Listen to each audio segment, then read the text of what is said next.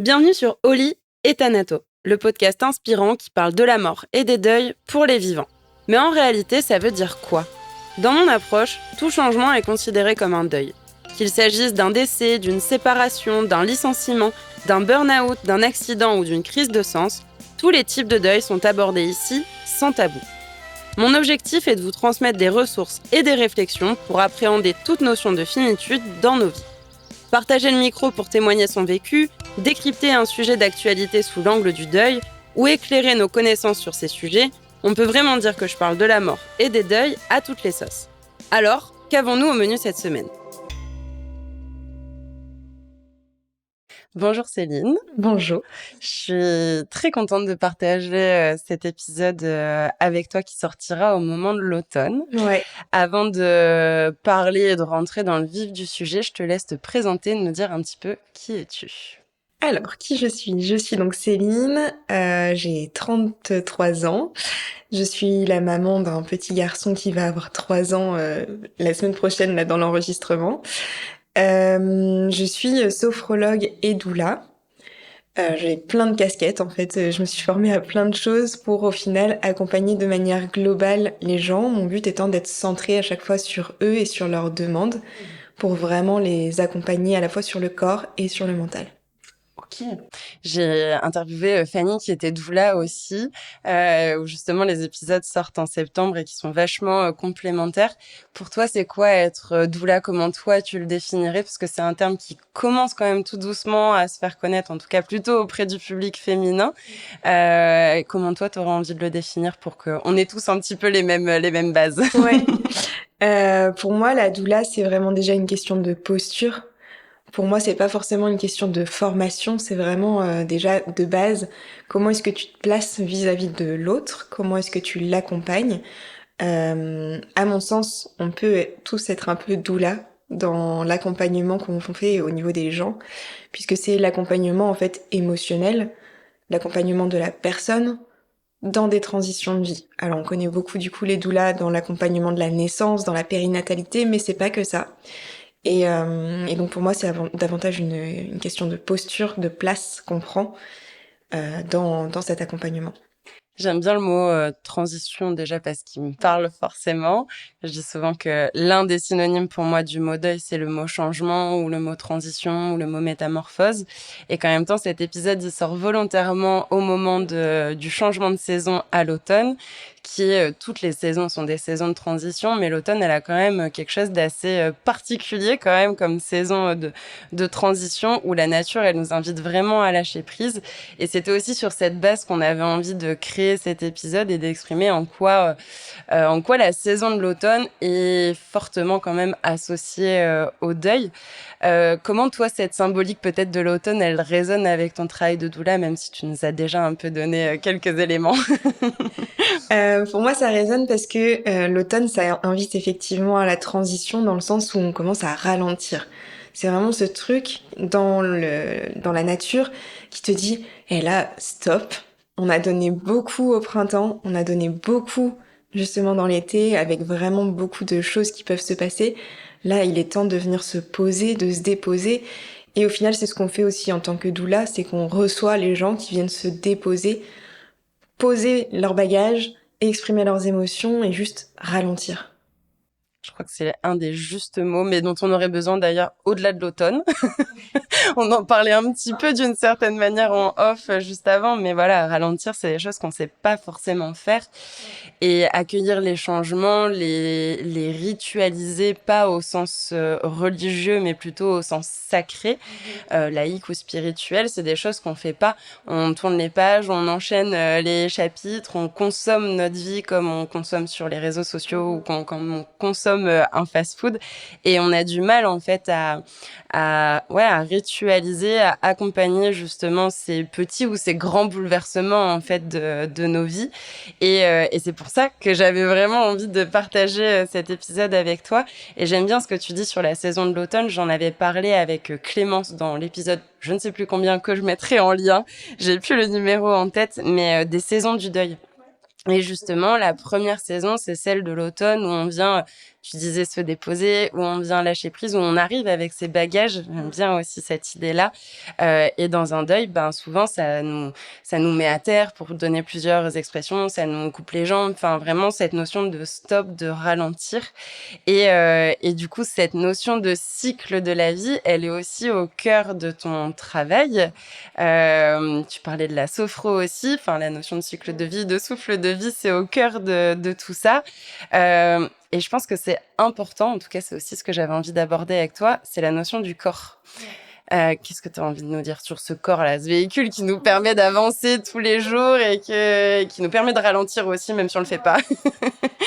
Déjà pour revenir un peu sur le côté ralentir, c'est vrai qu'on le fait plus, on prend plus le temps d'écouter justement le corps dans son ralentissement parce que on est dans une société de consommation, on est rentré avec l'ère de l'industrialisation dans la consommation excessive et du toujours plus.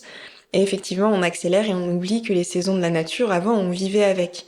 Et que le corps, du coup, prenait aussi son temps en automne et en hiver pour se recharger. Puisqu'il y avait moins de travail dans les champs, il y avait moins de travail même en extérieur et tout ça, que aussi les jours raccourcissaient. Donc on prenait le temps de prendre soin de son corps, de le laisser se reposer pour regagner en énergie du coup au printemps et en été. Et donc de participer au travail de la nature en général. Je me suis peut-être un peu perdue là. Non, c'est très bien. Mais du coup, là dans mon travail à moi, le fait de poser les gens, de les inviter en tout cas à observer le corps pour ralentir, ça leur permet vraiment de venir se recentrer et d'observer ce qui est présent pour eux dans l'instant. Parce que dans cette surconsommation, on a tendance à accélérer et à pas observer le corps, ce qui peut parfois conduire justement à le rendre malade, à le fatiguer, à mener à des épuisements. J'ai, en sophro comme en doula, plein d'exemples de gens qui sont, comme on dit en donnant une image, au bout du rouleau, quoi. Enfin, fatigués, voilà. Est-ce que tu as envie peut-être de nous partager quelques conseils ou quelques pratiques? Je me dis justement, souvent c'est la période de la rentrée, comme tu dis, on a donné beaucoup en été, on est sorti, on a fait la fête, on a fait des barbecues, on a fait plein de trucs, des pétanques, des vacances, etc. On arrive, on reprend très vite dans le jus de la rentrée, qu'on ait des enfants ou pas. D'ailleurs, c'est toujours une période qui est assez intense. Là, on est plus ou moins en milieu, fin de mois. Qu'est-ce que tu aurais envie peut-être de partager aux gens? Quelle invitation leur faire? Parce que parfois on dit ok se poser, mais il y a des gens qui disent mais je peux pas me poser en fait. Enfin si je m'arrête, je m'écroule justement le fait d'être au bout du rouleau. Qu'est-ce que tu as peut-être envie là de leur partager ou de leur inviter à faire, à pratiquer, à être plutôt qu'à faire? Ce serait peut-être plus juste aussi, ou d'autres ressources que tu aurais envie de leur partager. Quand j'étais en formation en sophro, j'avais un camarade de promo qui m'a mis des petites pièces dans ma machine justement du ralentissement et que j'applique aujourd'hui moi-même et que j'essaie de diffuser un peu comme des petites graines que je sème. J'aime beaucoup avoir l'impression que je sème des graines auprès des gens. Et en fait, donc il s'appelle Laurent. Et Laurent, son truc, c'est de, par exemple, s'arrêter au feu rouge. Il y a beaucoup de gens qui ne s'arrêtent plus au feu rouge piéton. Et en fait, une fois le boulevard, mais vraiment était vide, et il s'arrête. On venait de sortir d'une matinée, on allait manger, et on le regarde tous en disant, pourquoi tu t'arrêtes? Enfin, il dit, en fait, l'univers m'a demandé de ralentir, de faire une pause, le feu est rouge, je prends cette invitation, je respire, je me mets dans mes pieds, j'attends qu'il passe au vert. Et en fait, ça change tellement de choses de juste se dire, en fait, c'est 1 minute où t'es là pour toi, un feu de piéton rouge, et t'es là pour toi. Enfin, ça va rien changer à ta journée d'avoir attendu 1 minute de plus, même si le boulevard est vide. Et ça, moi, je trouve ça vraiment génial. Ouais, d'être présent en fait. Ouais. Présent et présente à l'instant, à l'environnement, à son corps. À son corps, d'observer aussi les autres, de lever la tête du téléphone pour regarder peut-être la personne d'à côté et lui faire un sourire. Mais j'aime bien ce que tu dis sur le rien qu'une minute en fait. Parce que parfois on se dit se poser, non, faut que je me pose 1 heure, sinon 1 minute ça sert à rien. Mais non en fait. Quand on dit chaque pas compte ou chaque geste compte, on pourrait dire chaque minute ou chaque seconde compte. Et si c'est juste 2 minutes que vous avez devant vous, enfin même au boulot parfois, je sais pas, vous reprenez à 14h, il est 13h57, a priori vous avez 3 minutes devant vous, vous pouvez juste vous poser, juste être assis, fermer les yeux, des trucs très simples et basiques, revenir avec l'énergie que vous pouvez avoir dans vos pieds ou regarder ben tiens, c'est comment dans mon corps? Est-ce que je suis en train de digérer? Est-ce que c'est contracté? Est-ce que j'ai mal à la tête? Est-ce que j'ai chaud? Est-ce que j'ai froid? Des trucs vraiment très simples, mais qui vous font couper de ah oui, à 14h, j'ai le rendez-vous, la visio, le truc, le machin, le X, Y, Z. Et je pense que c'est important de remettre aussi dans le contexte que, on a dit qu'on parle du deuil, mais que personne ne va mourir parce qu'on est une minute en retard. Enfin, en fait, c'est ok de Le juste. monde ne s'arrête pas de tourner C'est pour ça, le coup. de juste se dire, bah, j'ai besoin d'une respiration de plus. Parce que là, tu te dis, on peut aussi se connecter à soi juste une seconde. Moi, souvent, je dis, bah, en fait, vous êtes en train de respirer tout le temps, vous en prenez pas compte. Juste un cycle de respiration, de se concentrer sur une inspire, une expire. Déjà, rien que ça, c'est de la sophro. Ouais. Et ça, je le dis beaucoup aux gens qui me disent, ah, j'ai pas eu le temps de faire les exercices, de m'entraîner, d'essayer. Je dis, mais vous respirez? Oui. Bah, juste ça. Vous allez aux toilettes. Prenez le temps d'observer une respiration en même temps que vous faites pipi. Enfin, dans la douche, avant d'aller se coucher, au réveil le matin. Enfin, il y a plein de moments où on peut se dire juste quelques secondes. Et je pense que c'est un message important, ça aussi, de se rappeler que juste quelques secondes, pas une heure, pas X, non, juste quelques secondes. Ouais. Faites-nous plaisir. Juste quelques secondes dans votre journée. Tiens, d'ailleurs, mettez pause et juste quelques secondes et remettez l'épisode. Voilà, observez une fois, juste l'inspire, juste l'expire et après vous relancez pour écouter la suite. Est-ce qu'il y a d'autres choses que tu voulais partager justement par rapport au corps qui te viennent là? Bah du coup, ouais, d'observer la respiration, d'observer effectivement est-ce qu'on a chaud ou froid. En fait, on est quand même des êtres sensoriels et on oublie tellement les sens. Juste d'observer, est-ce qu'il y a une couleur dans mon environnement qui me fait plaisir? Est-ce qu'il y a un son qui me fait plaisir? La semaine dernière, j'ai fait une séance, du coup, je travaille dans une association avec des aidants. C'est des gens qui n'ont jamais le temps. Enfin, voilà, ils sont surstimulés par plein de choses. Et on a fait une séance en extérieur. Et ils étaient un peu sceptiques au début parce qu'il y avait des travaux. Et je leur ai dit non mais on va justement essayer parce que c'est bien d'apprendre à se déconnecter dans une pièce où il n'y a pas de bruit, où tout est favorable, mais c'est aussi important d'apprendre à le faire dans un environnement qui est stimulant. Et en fait, à la fin de la séance, ils se sont rendus compte qu'ils avaient entendu les oiseaux, qu'ils avaient entendu leur respiration, qu'ils s'étaient centrés sur leur corps. Certains m'ont dit ah mais ça a été un délice cette séance, c'était incroyable. Il y en a aucun qui m'a dit oh, les travaux. Et voilà. Et donc vraiment ce passage par la sensation, par les êtres sensoriels qu'on est pour se rencontrer, enfin se re-rencontrer et revenir à soi dans l'instant présent. Carrément, et tu vois ce que tu dis là, moi ça me fait souvent écho où quand on a une douleur quelque part dans le corps, je sais pas, vous avez mal à la main gauche, on va tendance à focaliser sur cette douleur. Ah, j'ai vraiment mal à la main gauche, j'ai vraiment mal à la main gauche. Et je fais des séances tous les vendredis dans un centre social en alliant quelques techniques de sophrologie, mais avec la sonothérapie, avec le son. Et j'ai parfois, comme je suis avec des seniors, des personnes qui forcément ont des douleurs dans le corps qui viennent de différentes raisons, ces douleurs. Et je leur dis, mais si vous avez mal à la main gauche, regardez la main droite. La douleur, elle sera toujours présente, mais si vous pouvez pas l'apaiser pour une raison ou pour une autre, la douleur, elle est là, elle est là. Si vous regardez la main droite dans laquelle vous avez pas de douleur et qui est plus détendue, elle sera toujours là, celle de la main gauche. Mais au lieu d'être hyper importante, elle sera peut-être juste au même niveau, voire juste un peu à l'arrière-plan. Et c'est ce que j'entends en fait dans ce que tu dis, c'est ok, les travaux ils sont là, mais soit je mets les travaux au premier plan et je focalise dessus et je me dis mais ce bruit il est vraiment horrible, soit je focalise sur le bruit des oiseaux et finalement les travaux ils se fondent dans le décor et ils mettent aussi une vie qui est différente. Et ce changement de perspective, que ce soit sur notre mental, nos pensées ou sur le corps, il est vraiment hyper important. Et on parle là un petit peu de douleur. Il y a des signes physiques, émotionnels. Je viens de dire justement, ces douleurs, elles peuvent venir de, je me suis cogné la main et j'ai mal, ou non, je sais pas, il s'est rien passé, mais ce qu'on va appeler plutôt de l'ordre du psychosomatique, où le corps va réagir. Et finalement, notre corps montre parfois qu'il y a des changements qui sont en train de s'opérer. Je sais que tu as aussi cette notion du toucher et du massage, donc tu as ce contact au corps. Est-ce que c'est des choses que tu sens? Est-ce que tu as envie de faire des partages peut-être de séances qui te viennent? Et puis peut-être tout doucement nous amorcer un rituel qui te tient à cœur, qui est celui du rituel Ribozo et du massage, justement en lien avec ce corps. Du coup, dans le genre de partage que je peux avoir, si j'en reviens aux aidants, j'avais j'ai en tête en tout cas spontanément une personne qui a popé, qui avait tout le temps mal au dos. Mais vraiment des douleurs, mais presque insoutenables. En séance, elle était incapable de se mettre à l'avant du siège pour avoir un dos quand même droit et tonique et vivre les exercices. Ça lui faisait trop mal, elle arrêtait pas de bouger. Et en fait, à une fin de séance, je lui ai dit, mais en fait, le dos, quand on dit qu'on en a plein le dos, et en fait, là, elle s'est mise à pleurer. Mais juste en disant ça. Parce qu'on a plein d'expressions qui font appel au corps, qu'on dit spontanément sans vraiment prendre conscience de la dimension corporelle justement que ça a.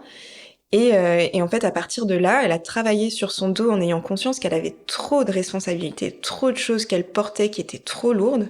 Et au fur et à mesure des séances, ça s'est apaisé. Ça n'a pas diminué forcément, mais en termes de sensations et de vécu et de relation à cette douleur-là, relation à son dos, ça s'est quand même apaisé. Elle l'a apprivoisé un peu. C'est ça. Ouais. En fait, elle a pris conscience de la dimension du corps dans la compréhension de ce qu'elle vivait. Et ça a été, mais le jour et la nuit. Elle avait toujours mal au dos, mais elle faisait les exercices tellement différemment. Et en séance, ça se voyait. Enfin, voilà. C'était assez flagrant, en tout cas, avec cette personne-là. Après, en massage, des fois, je masse à des endroits et je dis des choses telles que je les perçois et la personne, généralement, ça fait écho. Enfin, je dis, ah, un petit truc là quand même. Oui, bah oui, on va pas ça. Puis je tire des ficelles comme ça et donc même en passant dans le massage, à l'huile ou avec les rebozo, il y a des choses des fois au niveau émotionnel ou mental. Il y a juste à tirer un petit fil et tu bon, rentres ça... par la porte du toucher et finalement après la parole se délie. Ça m'est déjà arrivé de masser des mollets ou des jambes et de dire peut-être un petit truc là. Ah oui. Et puis en fait ah bah oui en fait j'ai vécu ça la semaine dernière. C'est vrai que j'ai commencé à avoir mal depuis ce moment-là. Ah ouais. Voilà. Mais c'est quelqu'un qui avait continué tête baissée. Sans ralentir. Sans ralentir, et puis sans écouter en fait. On écoute le mental en se disant ah oui je ressens ça ou bah telle personne m'a fait une crasse et on rumine dessus, mais en fait ben les émotions elles viennent quand même se cristalliser, se figer dans le corps et on en arrive au psychosomatique dont tu parlais tout à l'heure, qui peut révéler des douleurs plus ou moins chroniques. Si tu raisonnes avec ça, et je le dis autant, enfin voilà, je pense aux seniors que j'ai au centre social que sur certaines pratiques chamaniques où pareil, notre corps, il va réagir, il va transmettre certains messages. Et j'aime bien dire, tu disais justement, quand on dit on en a plein le dos, bon, facilement, on va peut-être avoir chacun notre expression, mais on va réussir à dire qu'il y a une notion de poids, quelque chose qui fait qu'on a les épaules baissées, ou à l'inverse, qu'on est tiré vers l'arrière, enfin, selon les postures. Et j'aime bien dire aux gens, si je reprends l'exemple de la main, pour vous, la main, c'est quelle symbolique? Ce serait associé à quoi? Si vous deviez donner un, deux ou trois mots-clés, qu'est-ce que vous diriez? Mais pareil pour le pied, pareil pour les yeux, si vous avez mal, enfin, je pense aux migraines ophtalmiques ou mal aux dents, enfin, on dit qu'on se serre les dents, c'est pas pour rien, par exemple. Si vous avez mal au cou, et de se dire, avant d'aller regarder sur Google, etc., de voir quelle est la symbolique pour vous. Qu'est-ce que pour vous ça pourrait signifier? Et peut-être si je reprends l'expression de j'en ai plein le dos parce qu'elle est, on va dire, plus simple peut-être à décoder. Tu parlais justement de ces notions de responsabilité pour cette personne. Tiens, qu'est-ce qui fait qu'en ce moment j'ai du poids sur le dos? Qu'est-ce qui s'est passé ces derniers jours, ces dernières semaines, ces derniers mois, selon ce que vous vivez, selon depuis combien de temps vous avez mal au dos aussi, et selon depuis combien de temps vous balayez la douleur pour ne pas l'écouter. Et ensuite d'aller regarder, tiens, quelles sont les symboliques qui sont associés au dos, pas juste l'organe en tant que tel, mais plus de manière vraiment symbolique, spirituelle, si la notion de spirituel vous parle, mais la symbolique un petit peu des organes. Et souvent, ça donne des messages sur ah oui, bah oui, en effet, peut-être que la notion de responsabilité, parce que je sais pas, j'ai changé de travail et en fait, je m'étais pas rendu compte que ça me donnait plus de responsabilité ou je l'avais pas vu comme ça ou je pensais que ça allait être hyper cool et en fait, c'est hyper stressant. Est-ce que c'est des choses que que tu proposes aussi aux personnes que t'accompagnes? Ouais. J'essaie de leur faire prendre conscience que le corps, quand il a mal quelque part, déjà c'est pas normal, et que en fait c'est qu'il y a un message derrière. Et du coup d'aller trouver le message. Bien sûr, effectivement, il y a, par exemple, il y a le dictionnaire des maladies là, le décodage. Biologique. Ouais.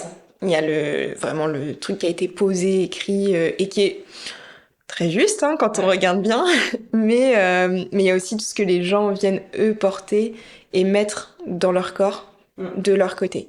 Et je trouve ça important que les gens posent des mots et prennent conscience par eux-mêmes. Parfois, ça leur fait pas sens et voilà, et ils disent, bah non, j'ai mal au poignet, je vois pas pourquoi, je me sens pas pieds et poings liés, enfin, tu vois, le genre d'expression qui pourrait survenir. Et puis à la séance suivante, ah au fait, j'ai réfléchi, c'est bon, c'est arrivé. C'est ça, et ça a besoin de temps parfois aussi. Ouais. On parlait de ralentir, on parlait de cycle. Enfin, dans la nature, les saisons, elles sont même pas en un mois, quoi. Justement, s'il y a cette notion de temps d'infusion, c'est aussi parce que parfois, il y a des choses qui nous parlent pas parce que soit on n'est pas prêt, soit on n'a pas envie de voir, soit le moment où on entend l'information, c'est peut-être pas juste parce que derrière on a des rendez-vous, des choses à assurer, et notre corps et notre cerveau, les deux s'allient en mode protection. Là, c'est pas le moment. On y reviendra peut-être quand le moment sera un peu plus disponible, et peut-être qu'on n'y reviendra pas parce que c'est tout simplement pas maintenant, et peut-être qu'il faudra qu'on entende l'information aussi plusieurs fois. Plusieurs fois, des fois, ouais, on a besoin de plusieurs personnes. Ouais. Et puis, un jour, t'as une personne qui va te dire un truc, et là, en fait, tu vas dire, oh, mais en fait, ça fait 3 semaines qu'on me dit la même chose, et c'est bon, j'ai entendu. Enfin, je dis 3 semaines, mais au final, 3 semaines, c'est court. Ouais. Mais ça peut faire 5 ans qu'on me le dit, et là, il y a un déclic, et hop, ça part. Ouais. Et là, ça bouge. Ou pas. Après, il faut voir aussi, il y a des gens qui entendent l'information, qui la comprennent, mais qui sont pas non plus en mesure de passer à l'action. Ouais. De l'intégrer. De l'intégrer, de cheminer avec, et c'est ok aussi. Ouais. Je reçois aussi des gens en sophro qui parfois commencent, font la première séance, et c'est tellement intense, tellement violent, on va dire, d'aller à la rencontre de ces informations-là, qu'ils reviennent pas. Ouais. Et là, c'est ok, parce qu'en fait, c'est juste, t'as besoin d'être acteur, quel que soit le sens dans lequel tu es acteur, et si ton moyen d'être acteur, c'est juste de reprendre du recul et de se dire, c'est pas le moment, c'est ok. Donc là-dessus, ouais. C'est important, merci de le dire, parce que je trouve que c'est hyper déculpabilisant ce que tu viens de dire. Et si je le remets dans le cadre d'un deuil pur dans le sens de la définition de la perte, et notamment dans le cadre d'un décès, où justement on culpabilise d'entendre toutes ces injonctions de il faut faire son deuil, le deuil dure autant de temps, oui mais arrête d'aller au cimetière, ou il serait temps que t'enlèves les affaires de la chambre, ah mais tu portes encore, tu sors encore sa tasse de café le matin, enfin tout ce genre, et c'est pas les seuls, hein, c'est pas exhaustif cette liste, on en entend beaucoup justement sur cette notion du temps, et où en fait le moment qui est juste pour moi sera peut-être le même pour toi, mais peut-être pas, et on a chacun en fait notre moment, notre rythme de deuil, notre temps de deuil, et ça c'est hyper important aussi, juste de le reconnaître et de se foutre la paix en fait, et de dire ok, si j'ai pas la disponibilité émotionnelle, physique, mentale, environnementale, en termes de temps, enfin qu'importe, j'ai pas la disponibilité, je ne peux pas le faire, ça veut pas dire que je suis nulle, ça veut pas dire que je ne fais pas mon deuil, ça veut pas dire que je ne suis pas en chemin. On dit, il y a 1000 chemins pour arriver à Rome, et parfois, on a besoin de faire des détours, et parfois, c'est ces détours qui vont être plus éclairants. Je dis souvent, quand je commence un accompagnement et que je présente ma manière de travailler, je dis, parfois, vous voyez, on est dans un rond-point et on ne sait pas la direction, quoi. On est un peu perdu, on va faire 1 ou 2 fois le tour. Je dis, je vais pas vous arrêter et vous dire, non, c'est là-bas qu'il faut aller. Parce que sinon, je prends la décision à votre place et je vous oriente. Je vais faire le tour avec vous 1 fois, 2 fois, peut-être 3, et au bout de la 3e, je vais vous dire, pas l'impression, on tourne un peu en rond, là, dans le rond-point. Regarde, il y a telle direction. Et c'est là où, parfois, dans ce que tu dis, le fait d'être accompagné, oui, c'est violent, c'est challengeant, c'est difficile, mais quand on est avec quelqu'un et avec une personne de confiance, qui peut être un proche aussi, qui peut tout à fait jouer ce rôle, mais un proche ou une professionnelle, doula, thérapeute, coach, psychologue, naturopathe, enfin, tous les métiers qui pourraient, exactement, toutes les portes d'entrée qui peuvent vous plaire, c'est plus fluide. Ça veut pas dire que c'est plus simple, mais c'est plus fluide parce qu'on a une épaule sur laquelle attends, on peut faire une pause là parce que c'est challengeant, c'est difficile, et sur qui se déposer justement. Ouais. Et en sophro, je sais que pendant ma formation, on était vraiment très pointilleux justement sur cette notion de temps. Et j'avais trouvé, du coup, je vais partager une petite anecdote, mais Le premier jour, le premier séminaire, parce que moi, du coup, ça a duré 2 ans, ma formation, c'était un week-end par mois, ce qui peut sembler peu, et au final, c'était beaucoup, parce que c'était un week-end de 3 jours, donc ça faisait 27 heures de formation d'un coup, et derrière, on devait intégrer. L'intégration, ça se fait dans le temps, ça se fait en prenant le temps d'observer ce qui a été vécu dans l'instant, mais aussi ce qui va en découler du coup dans le mois avant la prochaine session. Et donc on avait fait un truc assez intéressant, je trouve, le premier week-end, on avait fait un trombinoscope. Donc avec vraiment toutes nos têtes, toutes nos petites trognes du premier jour en arrivant en sophro. Et la directrice de la formation, qui est quelqu'un de vraiment génial et qui lit en toi au bout de 5 minutes, c'est des fois perturbant, mais c'est aussi très intéressant et challengeant. Elle nous avait dit, regardez bien vos têtes, parce que dans 2 ans à la fin de la formation, vous ne serez plus les mêmes personnes. Et j'ai ressorti plusieurs fois cette photo de moi le premier jour, et même moi je me reconnais pas en fait, parce que ça a pris du temps, ça a cheminé, il s'est passé aussi beaucoup de choses, et du coup on voit aussi physiquement le changement au niveau du corps. Et je trouve ça très intéressant et du coup c'était très pointilleux de se dire le processus s'inscrit dans le temps.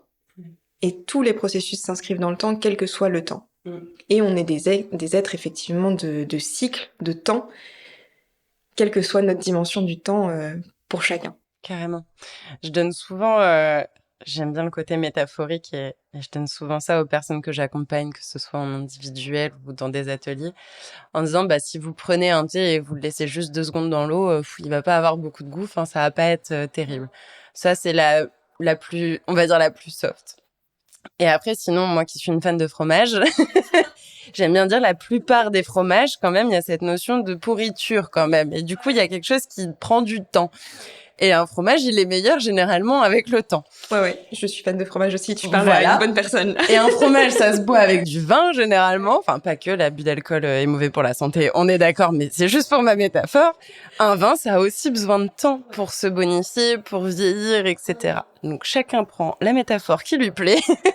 Mais voilà, cette notion de temps, d'infuser, elle est hyper importante. Enfin, même pour une reconstruction du corps, si on se casse un membre, bah, si on s'amuse à faire ça toutes les 2 minutes, le poignet, il risque de pas bien aller, en fait. Il a besoin d'être immobilisé, il a besoin d'être stoppé, de ralentir.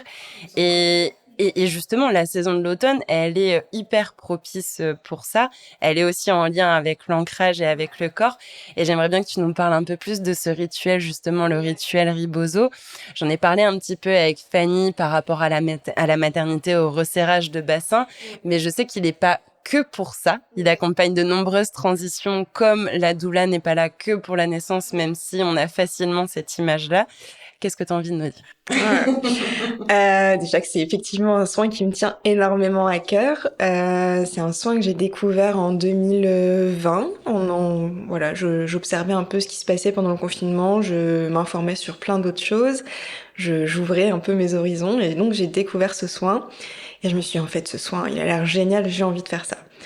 Donc c'est un soin traditionnel mexicain qui effectivement ancestralement se fait dans la période de la périnatalité, dans les 40 jours qui suivent la naissance pour fêter l'arrivée de l'enfant, mais aussi fêter la mère dans sa transition. Elle passe de la jeune femme à la mère. C'est un changement de vie, c'est une étape, et du coup on vient célébrer cette étape. Maintenant, c'est un soin qui du coup s'est répandu à travers le monde occidental, qui existe aussi dans plein d'autres traditions. Parce qu'on parle souvent que c'est un soin mexicain tel qu'on le connaît, mais en fait, il faut savoir que c'est aussi des soins qu'on fait dans plein d'autres pays du monde, où j'avais fait un réel une fois, et en fait, on a plein de femmes du monde arabe qui avaient commenté en disant mais nous aussi on fait ça dans les hammams et tout, on serre les bassins des femmes, et j'ai trouvé ça incroyable de se dire en fait c'est nous les occidentaux qui avons complètement mis de côté ces traditions-là comme plein d'autres choses. Mais on est encore dans cette idée on a oublié le corps. Mais dans plein d'autres traditions, on y est encore. Et du coup, quand ça s'est un peu ouvert et élargi, ce soin rituel Rebozo, ça s'est ouvert aussi au fait que, en fait, c'est toutes les transitions dans la vie d'une femme à partir des premières règles. Puisque c'est la première étape d'une femme où on passe de la petite fille à la femme en accueillant, du coup, ses premières règles. Ça peut être fait, du coup, à toute étape importante de ta vie. Jusque, du coup, pour moi, à mon sens, en tout cas, tel que j'aimerais le pratiquer et l'ouvrir vraiment au maximum, jusqu'à cette étape de accueillir aussi la fin de vie. J'adorerais le donner à quelqu'un, à une femme, quelle qu'elle soit, quel que soit son âge, quelle que soit sa situation de santé, pour justement célébrer ce côté, je vais passer de l'autre côté, du côté de la mort. Mais du coup, sans aller jusque-là, ça peut être donc les premières règles, ça peut être un déménagement, un changement de travail, un deuil au sens large, du coup. Dans ce deuil au sens large, il y a les ruptures, il y a, j'ai déjà fait sur une hystérectomie.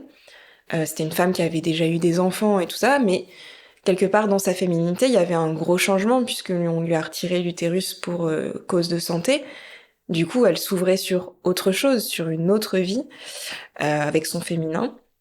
Ça peut être la ménopause. Enfin, en fait, tout est possible à partir du moment où tu viens poser une intention sur cette transition. Et où ça a une importance, un impact entre la vie que tu menais avant, ce que tu déposes dans le soin, qui est un peu justement la mort symbolique de ce que tu déposes, pour ouvrir sur la vie suivante. C'est un moment sacré pour soi qu'on vient marquer, célébrer, où on vient se déposer avec cette idée d'intention. Et justement, est-ce que tu peux nous dire un petit peu comment ça se passe pour l'avoir expérimenté? Et en plus de ça, avec toi, il y a cette notion, en tout cas, moi, je vais le dire avec mes mots de ressenti et de ce que j'ai pu vivre, d'avoir été contenu. En tout cas, c'est vraiment le mot contenu, maintenu, enveloppé, je pourrais le dire avec différents termes. Et quand on vit, encore une fois, un deuil au sens large, un bouleversement, un changement, souvent on a ce besoin de revenir sur soi ou d'avoir un câlin de nos proches, des personnes qu'on aime, d'être enveloppé même symboliquement d'amour ou de douceur. Et en tout cas, moi, c'est ce qui m'avait fortement marqué. Est-ce que c'est juste dans toi la posture de l'autre côté, dans la manière dont tu le transmets, et est-ce que peut-être il y a d'autres retours qui permettent de montrer que, en fait, ça soutient le corps parce que ça vient se faire sur le corps. Et encore une fois, la porte d'entrée est le corps, mais ça vient ensuite soutenir au niveau émotionnel. Ouais. Alors toi, ce que tu avais vécu, c'était pas un soin rituel rebozo. Oui. On était sur un soin rebozo, un soin plutôt de serrage et de bercement. Ouais. Est-ce que tu peux peut-être nous dire la différence comme ça au moins Du coup, ce soin-là, je suis toute seule avec la personne que j'enveloppe, que je berce et que je masse au final, puisque c'est une sorte de massage, c'est un massage au tissu. Puisque du coup, pour ceux qui nous écoutent, le rebozo est le nom du tissu avec lequel on pratique. Et du coup, ouais, toi, t'as vécu vraiment ce massage-là, ce soin-là, qui a pour but d'envelopper la personne. Pour le coup, c'est pas forcément que féminin. Je reçois aussi des hommes. On est dans cette recherche effectivement de la contenance, de porter, de bercer, de câliner. Enfin, moi, en fait, le rebozo, c'est vraiment l'extension de mes mains. C'est comme si je massais pour les personnes notamment qui ont des problèmes avec le contact peau à peau, ça vient aussi permettre d'utiliser un intermédiaire. Et le but, du coup, c'est de vraiment donc contenir. Ça peut être dans le resserrage, c'est aussi dans le desserrage, parce que souvent on parle desserrage de bassin et tout ça, mais il y a aussi cette partie de desserrage où on laisse la personne effectivement se redéposer. Ça peut être un peu dans le portage, dans l'extension, enfin voilà. C'est vraiment un soin pour le corps qui vient aussi travailler effectivement les émotions et tout ça, mais on est encore à côté du soin rituel rebozo. Moins intense. Ah non, pas forcément. Non, okay. Non, franchement, c'est moins long. Et en fait, mon envie, quand moi je me suis mise à pratiquer toute seule le rebozo, plus dans la version massage, contenance et soins de bercement, c'était justement de laisser l'accès, déjà aux hommes, mais aussi de laisser l'accès à ne pas vivre justement cette grosse un peu cérémonie, parce qu'il y a vraiment ce truc sacré du soin rituel rebozo qui peut être à la fois un peu apeurant, enfin tu peux avoir un peu d'appréhension à le vivre parce que c'est vraiment très intense, mais aussi parce que financièrement, en termes de temps, en termes d'énergie, c'est pas du tout la même chose. Ouais, c'est pas le même investissement. Voilà. Mais ça, c'est pas forcément moins intense, parce que pareil, enfin, toi pour l'avoir expérimenté, t'amènes quand même une intention, t'as quand même ce truc qui est différent du massage que tu fais en institut où tu te fais papouiller et salut au revoir. Ouais. On est quand même dans une autre dimension. C'est 2 expériences qui sont finalement différentes et en même temps complémentaires l'une de l'autre. Complémentaires et que tu peux refaire plusieurs fois. Enfin, tu vois, comme on est plus dans la notion de massage plus traditionnel avec la dimension émotionnelle et corporelle, Ouais. c'est un truc que tu peux faire plusieurs fois sans problème, avec enfin, si t'as besoin de plusieurs répétitions, enfin, voilà, ou juste de prendre soin de toi, parce que, ben, voilà, c'est aussi Du bien. une entrée en matière dans le corps. Mais le soin rituel Rebozo, du coup, c'est un soin qui dure 3 heures, qui est exclusivement pour les femmes. Là-dessus, c'est que ce soit pour les personnes qui le donnent que pour les personnes qui le reçoivent. C'est vraiment, si on respecte vraiment la tradition, c'est uniquement féminin. Donc, depuis les premières règles, comme je te disais. Et on est 2 femmes à le donner pour une femme. Et il y a toute cette dimension d'intention, du coup, dans ce soin, pour la transition. Il y a aussi toute cette dimension de venir ralentir, parce que c'est un soin qui dure 3 heures en moyenne. Et donc, déjà, faut se faire une place dans son agenda pour se dire, je vais rester 3 heures à me faire masser, accompagner, et tout ce qui s'ensuit. C'est pas forcément toujours facile. Ensuite, pour ce soin, c'est un soin où on ramène de la chaleur. Comme tu disais, on a besoin d'être enveloppé dans les phases de deuil, quel qu'il soit. On a souvent cette notion d'être éparpillé et on a besoin d'être rassemblé, d'être ramené à soi. Et ça aide. Et donc, du coup, on est dans la notion de la chaleur qui vient justement te permettre de te remettre un peu dans un cocon, dans un espace de sécurité. Le froid, c'est pas sécurisant du tout. Enfin, à contrario. Donc, il y a cette notion de chaleur. C'est un soin où t'es constamment enveloppé. Constamment. Il y a des plaids, il y a des couvertures, il y a les rebozos à la fin. C'est un soin où tu bois une tisane qui réchauffe, qui tonifie, qui vient aussi remettre de la chaleur. Et du coup, ça passe par le massage à l'huile à 4 mains, dans une première étape.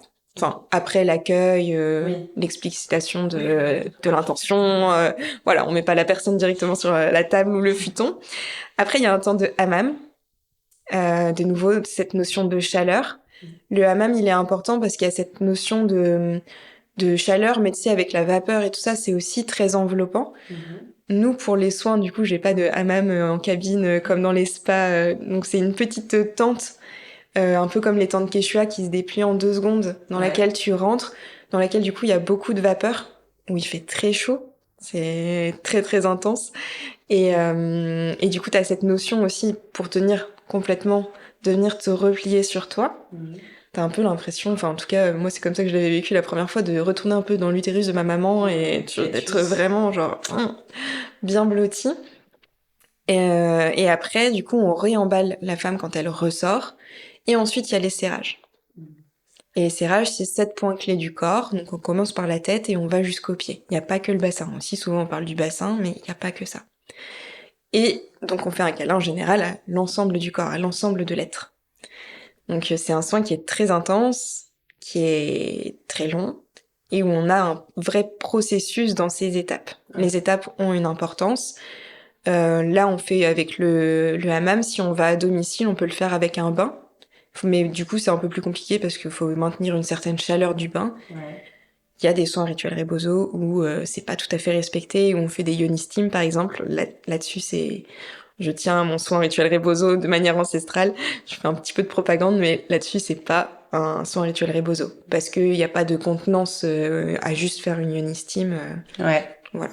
Est-ce que tu peux préciser ce que c'est, s'il y a des personnes qui connaissent pas? Ouais, yoni steam, c'est on est assis sur un petit banc où on met de la vapeur et de la chaleur, en fait, au niveau du périnée, pour stimuler un peu tout ce qui va être chakra sacré et racine.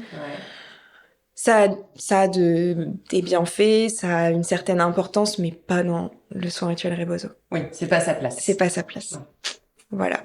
Merci pour la petite précision. J'ai fini avec mon petit soin, là. En tout cas, les étapes. Mais c'est bien, merci d'avoir développé les étapes parce que ça permet aussi de pouvoir se projeter. Et là, tu nous l'as dit dans, on va dire, qu'est-ce qui se passe d'un point de vue extérieur si on regardait la scène et le déroulé. Mais chaque femme, parce que comme tu l'as dit, c'est réservé aux femmes, le vit de manière intérieure à chaque étape, avec son intention, avec les choses qui sont peut-être à contenir, les choses qui sont peut-être à libérer, les choses qui sont à déposer, les choses qui sont à réchauffer. etc., etc. Et donc, le process, il est interne. Donc, si vous vous sentez appelé, voilà, et que vous êtes sur la métropole lilloise, je ne peux que te recommander pour vivre ce moment. Et justement, ce que je trouvais aussi intéressant à le faire à ce passage de saison, enfin à sortir cet épisode au passage de saison, c'était aussi pour pouvoir, on l'a fait, ressensibiliser sur le fait de ralentir. Tu nous l'as montré là avec ce soin qui dure 3 heures, qui nous invite, qui nous impose un peu à prendre le temps, à prendre le temps de prendre le temps, parce qu'on a oublié qu'on devait prendre le temps de prendre le temps, que de condenser des agendas et dire t'inquiète, ça passe. Je sais pas comment je vais caler le truc, mais ça va passer, ça va rentrer. Je prendrai 30 minutes là, 30 minutes là, et c'est bon, ça va le faire. Et c'est souvent comme ça qu'on fonctionne plutôt que se dire bah non, en fait ce temps-là il est sacré et je me mets dedans, hein. Je veux dire, je pense qu'on est tous On est tous, voilà. moi aussi. Je veux dire, disclaimer, les gens dans le monde du bien-être ne se prennent pas 15 heures par jour juste pour eux ou par semaine. Enfin, je veux dire, on est tous... Je dis souvent aux gens, j'ai beau être sophrologue, je pense que je suis la personne la plus stressée que vous connaissiez. Ouais, et puis, je veux dire, on est comme vous, quoi. Ouais. On est des êtres humains, on a des émotions, des sensations, des blocages du corps. C'est vrai? Non. Ouais. Arrête. Ne me dis pas que c'est pas vrai. Mais du coup, que j'ai pas précisé, mais auquel j'avais pensé quand même dans le soin rituel Rebozo, ce que je trouve intéressant dans le processus des étapes, c'est de voir justement les corps se déposer. Parce que ça, nous, on l'observe. Et comme c'est un soin qui se fait en silence, généralement avec ma binôme, on est là genre... C'est bon. Soit on entend que la respiration, elle change, soit on voit que le corps se relâche. Enfin, c'est pas qu'il devient tout mou ou quoi, mais juste on sent que la tension, elle se... Là, on sent vraiment ce truc-là. Et dans les serrages au rebozo, donc on serre, c'est la personne qui nous dit c'est assez serré, et après on tient le serrage, et ensuite elle nous redit quand elle veut desserrer. Donc ça peut durer comme ça ne peut ne pas durer. Ça dépend aussi des parties du corps. Il y a des corps où on a des parties où on a besoin d'être très contenu pendant très longtemps, et des parties où c'est pas forcément agréable, où on n'en ressent pas le besoin, et donc elle dessert tout de suite. Et ça, on voit que au fur et à mesure des serrages, la personne, elle cale sa respiration dessus. Et quand on dessert, souvent, on voit la femme qui... Et on sent vraiment tout le corps qui suit le desserrage, et c'est impressionnant à voir. Et je dis souvent, en tout cas, moi, c'est comme ça que je me suis formée, que je l'ai vécu la première fois que je l'ai donné. En plus, je connaissais la personne à qui je l'ai donné la première fois dans ma formation, et c'est comme ça que je le vis à chaque fois, c'est que la personne qui est sur ma table, c'est genre la personne la plus importante du monde. À ce moment-là, je suis pleinement présente, et c'est hyper important que tout ce qu'elle va vivre, ce soit un cadeau d'elle à elle, mais accompagné par ma présence et la présence de mon binôme, et que vraiment on accompagne chaque instant dans ce processus. Et je trouve ça vraiment presque magique d'observer la personne aussi qui arrive avec son intention et la personne qui repart à la fin. Ouais, souvent, même le visage et tout qui a changé, quoi. Il y a des choses, des traits qui se sont détendus, qui se sont apaisés, tu disais, le corps, il se dépose d'autant plus. Enfin, moi, ça me fait vraiment penser à ces notions d'ancrage. Et c'est peut-être ce sur quoi j'avais envie de clôturer l'épisode. C'est de se dire, voilà, l'automne, c'est souvent une période, quand on parle justement de blues automnale ou de dépression automnale, parce que, les horaires, elles ont changé. Il commence à refaire gris, à pleuvoir, à faire froid. C'est fini les barbecues, on ressort les collants, on ressort les manteaux, les bonnets, tout doucement. Enfin, voilà, c'est pas généralement la saison qui est la plus appréciée, mais qu'on le veuille ou non, l'automne, on le vit chaque année. Donc, soit, encore une fois, on se met en résistance en disant « Non, l'automne, c'est nul, je suis en colère, etc. Vivement le printemps !» Et du coup, ça va être 5-6 mois un petit peu challengeant. Soit on se dit, que je le veuille ou non, l'automne, il va être là, quoi. Les arbres, ils vont perdre leurs feuilles, il va faire froid. Et peut-être qu'est-ce que moi, j'ai aussi à déposer, justement, à lâcher prise ou à lâcher tout court. En tout cas, pour moi, c'est vraiment l'invitation de cette saison et c'est vraiment ce que j'ai envie d'inviter à faire. Et si, en plus, actuellement, vous traversez un deuil, quel qu'il soit, je remettrai l'épisode avec Clémence où on parle des saisons du deuil. Mais si vous traversez un deuil et qu'en plus de ça, c'est la saison de l'automne, j'ai envie de dire que les planètes sont peut-être justement d'autant plus alignées pour libérer certaines choses, pour conscientiser, pour lâcher, pour ralentir. Vous prenez le terme qui vous plaît, vous en piochez d'autres dans l'échange qu'on a pu avoir. C'est là-dessus, en tout cas, que j'avais envie de finir. Est-ce qu'il y a des choses que tu as envie de rajouter, des ressources que tu as envie de partager, sachant qu'on te retrouvera en lien dans la description de l'épisode pour te retrouver sur ton site, pour te retrouver sur Insta aussi, pour venir échanger avec toi si le cœur nous en dit, réserver un soin ou un rituel Rebozo. Est-ce qu'il y a quelque chose que tu veux ajouter, Céline? Pas forcément une ressource, mais plutôt de réinvestir justement l'automne dans ce ralentissement. Et de voir que même dans la nature, quand on parle, du coup, le blues automnal, c'est vrai que je l'entends beaucoup et les gens râlent effectivement beaucoup. Et moi, j'essaye, en tout cas, de le vivre de manière un peu plus magique. Et ça, je le vis plus avec mon fils, où je l'emmène justement à la découverte de l'automne et de voir le côté beau de l'automne. Tu vois, tu parles des feuilles qui tombent et tout ça, ouais, mais il y a des couleurs. Ouais. C'est la saison des marrons. En fait, il y a plein de choses qu'on a oubliées et qui sont très importantes. Et quand on dit, ouais, mais ça fait 15 jours qu'il pleut. Bah ouais, mais ça fait 15 jours qu'il pleut parce que la nature, elle en a besoin. Et quand on est en été, on est là, ah, il fait trop chaud. Bah, on est chiant.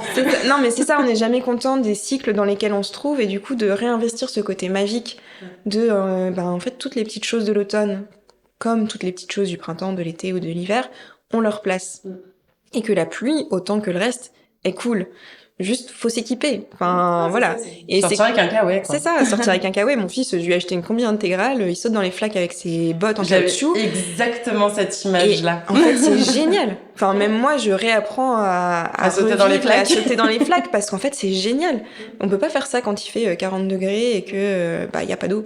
Donc, profitez de la magie, quelle que soit la petite ficelle à venir tirer dans la magie de l'automne, mais il y en a vraiment un peu partout et donc c'est important et ça aide aussi dans la magie de chaque saison. Là on parle de l'automne parce que souvent c'est quand même celle qui est le plus dénigrée comme tu disais, mais voilà, il y en a dans chaque saison et c'est important de le reconnaître pour aussi venir se reconnecter à soi.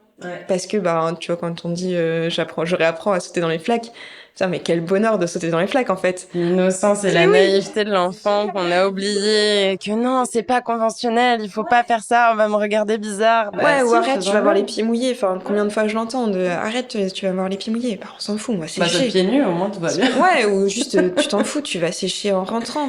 Dans l'instant présent, t'as besoin d'être mouillé, ça te fait plaisir et kiffer de mouiller tes pieds. Go. Et puis l'eau, ça nettoie. Ouais. Ça nettoie, ça purifie, et mettez-vous sous une grande drache, comme on dit chez nous dans le Nord, dehors, ok, c'est peut-être froid, c'est peut-être tout ça, mais il y a un truc aussi, un peu comme sous la douche, quoi. Tu te mets sous la douche à pas bouger, c'est juste que t'es sous la douche, c'est un peu plus confort, mais à l'extérieur, c'est la même chose, et l'eau, ça va venir, nettoyer, purifier, libérer. Et on en a besoin dans la respiration aussi. C'est ça. C'était un épisode très symbolique. Je suis ravie de l'avoir partagé avec toi, Céline. J'espère que c'est un épisode qui vous aura plu. Et encore un grand merci d'avoir répondu à cette invitation. À très vite. À bientôt. En parlant de ces sujets, nous leur faisons une place dans nos sociétés. Et c'est ainsi que les tabous peuvent se lever. Je suis vraiment convaincue qu'il est possible de développer notre résilience face à la finitude et au deuil de nos vies. Si vous voulez soutenir mon travail, vous pouvez vous abonner et noter le podcast sur votre plateforme d'écoute. N'hésitez pas aussi à le partager autour de vous et sur vos réseaux. Merci pour votre soutien et sachez que vous pouvez même faire un don. Si vous traversez un deuil et que vous souhaitez être soutenu sur ce chemin, réservez votre séance découverte pour me poser toutes vos questions et connaître ma philosophie d'accompagnement. Mais d'ailleurs, que voulez-vous au menu dans les prochains épisodes ?